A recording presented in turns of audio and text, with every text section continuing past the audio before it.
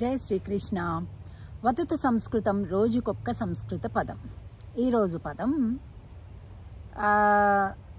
త్వం గచ్చసి కిం, ఎందుకు వెళ్ళావు, why did you went there అని అనమాట మీరు అర్థం.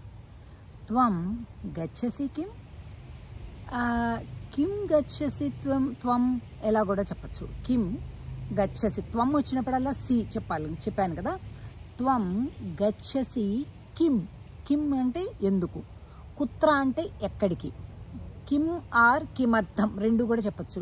కిమర్థం త్వం గచ్చసి ఇలా కూడా అడగచ్చు.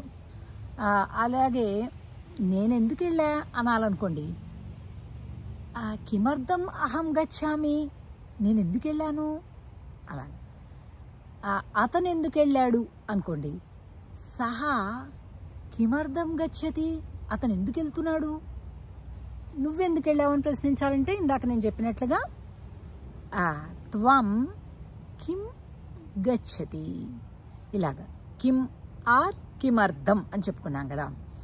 సో రోజులానే మళ్ళొక్కసారి జ్ఞాపకం చేస్తున్నాను, మన భాష దేవ భాష, అమృత భాష, అంటే మృత్యువు లేనటువంటి భాష మన భాష.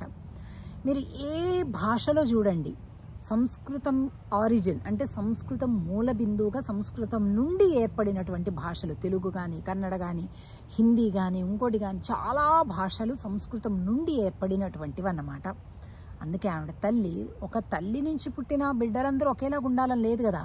ఒకళ్ళు ముక్కు పొట్టిగా ఉంటుంది, ఒకళ్ళు పొడుగ్గా ఉంటుంది, ఒకళ్ళు కళ్ళు పెద్దగా ఉంటాయి, ఒకళ్ళు తెల్లగుంటారు, ఒకళ్ళు నల్లగుంటారు, ఇంకొకళ్ళని సామాన్యంగా ఉంటారు, ఒకళ్ళు తెలివిగుంటారు, ఒకళ్ళు అమాయకంగా ఉంటారు, ఎలాగో రకరకాలుగా ఉంటారు కదా. అలాగే మన తల్లి మాతృభాష అయినటువంటి సంస్కృత భాషలోంచి ఏర్పడినటువంటి భాషలన్నీ భిన్న రూపాలు కలిగి ఉన్నప్పటికీ కూడా ఇవన్నీ కూడా ఆ తల్లి బిడ్డలే అనే విషయాన్ని మనం జ్ఞాపకం పెట్టుకోవాలి ఒకటి. రెండోది, ఎక్కడన్నా సరే విచ్ లాంగ్వేజెస్ యూ నోన్, ఏ భాషలు మీకు తెలుసు అని ప్రధానంగా జనాభా లెక్కల సమయంలో ఉంటుంది, అది కూడా ఒక కాలం ఉంటుంది. తప్పకుండా మీకు తెలిసిన ఇంగ్లీషు, హిందీ, తెలుగు ఏమేమి వచ్చో, తమిళము, కన్నడం ఏమేమి వచ్చో అవి రాస్తూ, కొద్దిగా తెలిసినా కూడా రాస్తాం కదా మనం. సంస్కృతం తప్పనిసరిగా రాయండి, మాకు రాదండి అని అనకండి. ఎందుకంటే మనం మాట్లాడే భాషల్లో మనం సెంటెన్స్ ఫామ్గా మాట్లాడలేకపోవచ్చు, కానీ పదాల రూపంలో మనకి చాలా వచ్చు ఆల్రెడీ. ఎందుకంటే ఇందులోవే అది అందులో. ఎందుకంటే ఎప్పటికైనా కూడా ఒక మంచి ప్రభుత్వం ఒక మంచి ఆలోచనతోటి దీన్ని పాఠ్యాంశాల్లో కంపల్షన్ లాంగ్వేజ్ గాను అలాగే ఏదైనా చెయ్యాలి అంటే కూడా ఈ సెన్సెస్ మనకి ఆనాడు ఉపయోగపడతాయి. అందుకని మనమేం అబద్ధం ఆడడం లేదు, అలాగే మనకి ఇష్టమైంది కూడా. అందుకని ఎప్పుడైనా గుర్తుపెట్టుకోండి, లాంగ్వేజెస్ యూ నోన్ అన్నప్పుడు సంస్కృతం కూడా తప్పకుండా రాయండి అందులో. ఇది మనకి భవిష్యత్తులో పనికొస్తుంది. సరే, ఇక పాఠంలో కిమర్థం, త్వం కిమర్థం గచ్చసి, నువ్వెందుకు వెళ్తున్నావు అనేదన్నమాట. సో ఇవాల్టి పదం ఇది, నేర్చుకోండి, మాట్లాడండి.